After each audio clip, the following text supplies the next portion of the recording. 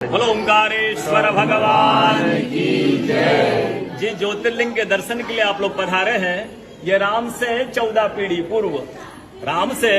पीढ़ी पूर्व मांधाता राजा हुए हैं। शिव पुराण में उल्लेख है जिन्होंने मां से नहीं पिता से जन्म लिया था। उनकी तपस्या से ये शिवलिंग प्रकट में स्थापित लिंग नहीं है। जिस प्रकार आरती करते हम प्रण अक्षर के मध्य ओम अक्षर के मध्य यह तीनों एका जय शिव ओंकारा।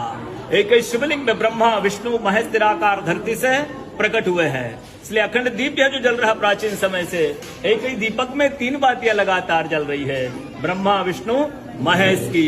इस पहाड़ी के ऊपर 7 किलोमीटर का परिक्रमा मार्ग है, वो भी ओम आकृति में है। जो पर्वत पे हम प्रभु के दर्शनों के लिए खड़े हैं, ये पर्वत स्वयं शिवलिंग की आकृति में है। चारों तरफ नर्मदा मैया जलहरी बनकर बह रही है। पूरे 12 ज्योतिर्लिंग में शयन आरती होती है, लेकिन बाबा का विश्राम ओंकारेश्वर ज्योतिर्लिंग में है। तो उनके शयन के लिए झूला पलना चौपड़ पास से बिछाए जाते हैं।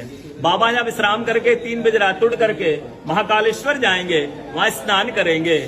इसलिए वहां का भस्म आरती प्रसिद्ध है, यहाँ का शयन आरती प्रसिद्ध है। शिव पुराण में भी कथा आती है। महिलाएं 16 सोमवार व्रत करती है, उसमें भी कथा आती है।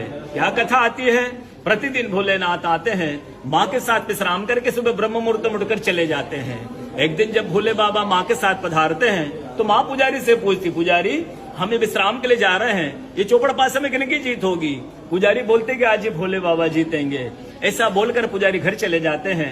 भोले बाबा माँ विश्राम के लिए चले जाते हैं। सुबह ब्रह्म मुहूर्त में जैसे ही भोले बाबा माँ बाहर निकलते हैं, पुजारी द्वार पर रहते हैं। तो माँ पुजारी से पूछती, पुजारी कल मैंने आपसे पूछा था हम विश्राम के लिए जा रहे, चौपड़ पासे में किन की जीत होगी? आपने कहा भोले बाबा जीतेंगे। भोले बाबा नहीं, मैं जीती हूँ। माँ ऐसा बोल करके उनको श्राप दे के चली जाती है। उनके तुरंत पश्चात अप्सराएं शिवलिंग पे जल चढ़ाने आती। तो अप्सराएं पुजारी से पूछती, पुजारी अस्वस्थ क्यों हो गए? आप तो ठीक थे।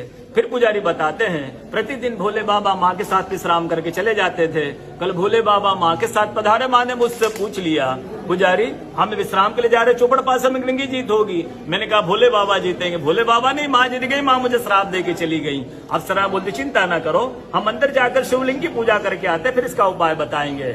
अप्सराएं अंदर जाकर के शिवलिंग की पूजा करके बाहर आकर बोलती, पुजारी आप 16 सोमवार व्रत कीजिएगा, व्रत करते ही स्वस्थ हो जाएंगे, व्रत करते ही ठीक हो जाएंगे। ये वो कथा का दर्शन ओंकारेश्वर ज्योतिर्लिंग में प्रतिदिन होता है। बोलो ओंकारेश्वर भगवान।